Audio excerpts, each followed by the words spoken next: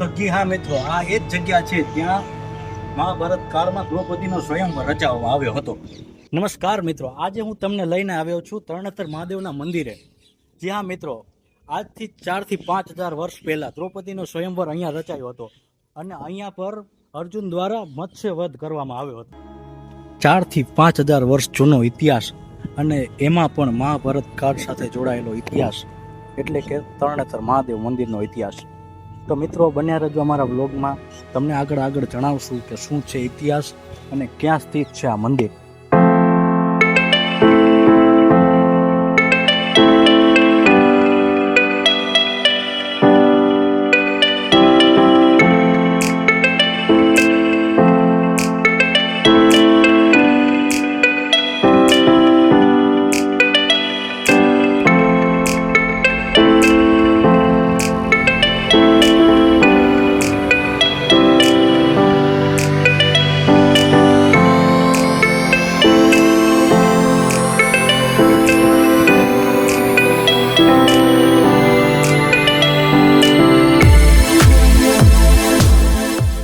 તો મિત્રો તમે મારી પાછળ આ જોઈ શકો છો અદ્ભુત શિલ્પકલા અને કોતરણી સાથેનું આ કામકાજ. આ મંદિરની કોતરણી તમે જોઈ શકો છો કે કેવી એકદમ બારીકીથી કરવામાં આવી છે. એકદમ ઝીણી એવી કોતરણી અને પથ્થરમાં તમે આ અદ્ભુત કલા તમે જોઈ શકો છો મિત્રો.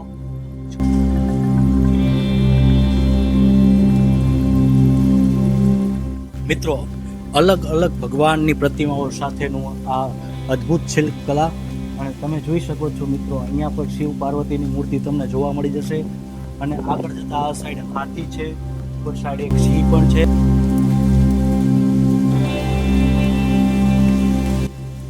તો મિત્રો તમે જોઈ શકો છો આ છે તરણેતર મંદિરનો કુંડ. આ કુંડ વિશે એવું માનવામાં આવે છે કે સ્વયં ગંગાજી અહીંયા પ્રગટ થાય છે. તો મિત્રો અહીંયા બ્રહ્મકુંડ, શિવકુંડ અને વિષ્ણુકુંડ એમ કરીને ટોટલ 3 કુંડ આવેલા છે અને પાંચમના દિવસે વહેલી સવારે 4 વાગે ગંગાજી પ્રગટ થાય છે અહીંયા.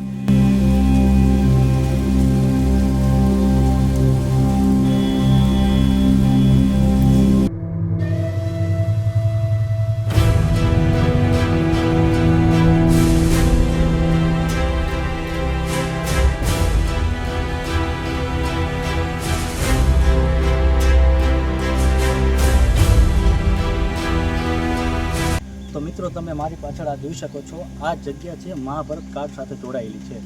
મહાભારત કાળમાં તમે સાંભળ્યું છે કે અર્જુને મત્સ્ય વધ કર્યો હતો. આ જ જગ્યા ઉપર એક સ્તંભ ઉપર માછલીને રાખવામાં આવી હતી અને તેની આંખમાં જે રાજકુમાર તીર મારીને એ માછલીનો વધ કરે એની સાથે દ્રૌપદીના વિવાહ કરાવવાના હતા. તો સ્વયંવરમાં એવી શરત મૂકાણી હતી. તો આ જ જગ્યા ઉપર અર્જુને તે માછલીની આંખમાં તીર માર્યું હતું અને એ પછી દ્રૌપદી સાથે અર્જુનના વિવાહ કરાવવામાં આવ્યા હતા.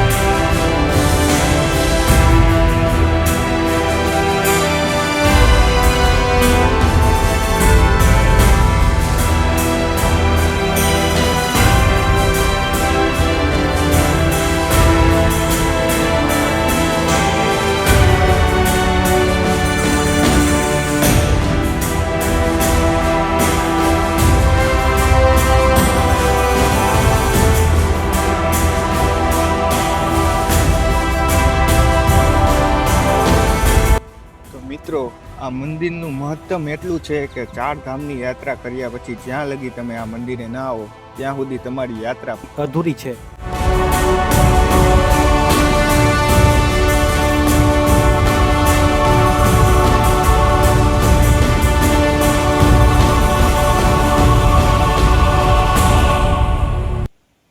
અહીંયા 4 દિવસના મેળાનું આયોજન કરવામાં આવે છે. ત્રીજ, ચોથ, પાંચમ અને છઠ. અને ત્રીજના દિવસે પૂજન, ચોથના દિવસે ધજા ચડે છે 52 ગજની, અને પાંચમના દિવસે અહીંયા ગંગાજી 4 વાગે સવારે પ્રગટ થાય છે. તો મિત્રો, આ કુંડમાં નાહવાથી ઘણા બધા ભાવિ ભક્તોના પાપ દૂર થાય છે.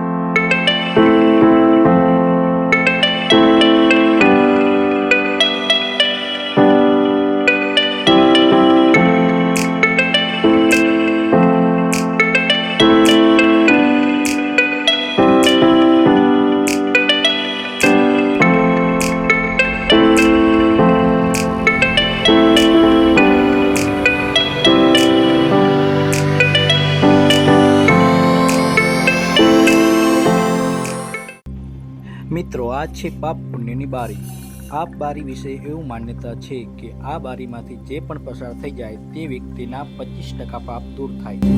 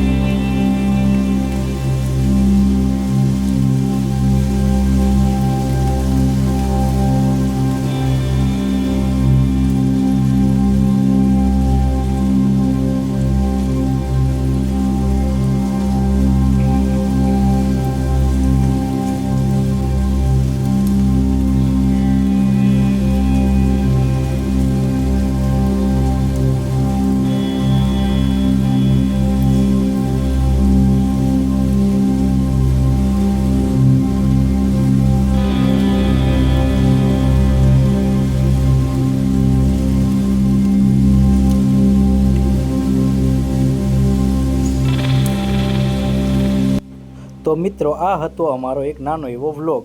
જો તમે તરણેતર મંદિર વિશે અને ત્યાં ભરાતા લોકમેળા વિશે હજી પણ વધુ જાણવા માંગતા હોય તો કોમેન્ટ કરો, તો અમે તમારા માટે પાર્ટ 2 બનાવીશું.